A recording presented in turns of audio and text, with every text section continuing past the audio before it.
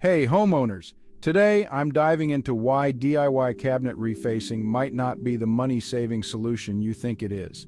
Let's talk about the 8 risks that could make this DIY project a costly mistake. First up, limited expertise. Without the right skills or experience, your DIY attempt could lead to poor workmanship, making the cabinets look worse than before. Next, health and safety risks. Handling tools and chemicals improperly can be dangerous. Think about saws, drills, and fumes. It's not worth the risk. Third, shoddy workmanship. Uneven finishes, peeling paint, and damaged materials are common pitfalls. You want your kitchen to shine, not look like a patchwork. Inaccurate measurements are another killer. Get those wrong and you'll waste materials and money. Plus, project delays can leave your kitchen unusable for weeks. Extended timelines are a notorious problem. What you thought would take a weekend could stretch into months.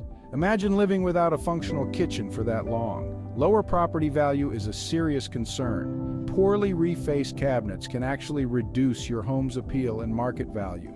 Not exactly what you were aiming for, right? Then there are the higher project costs. Unexpected expenses like equipment rentals and material waste can make DIY costlier than hiring a pro. Bet you didn't see that coming. Finally, voided warranties. DIY work can void the manufacturer's warranty, leaving you with additional out-of-pocket expenses if things go wrong. So, before you pick up that paintbrush, think twice.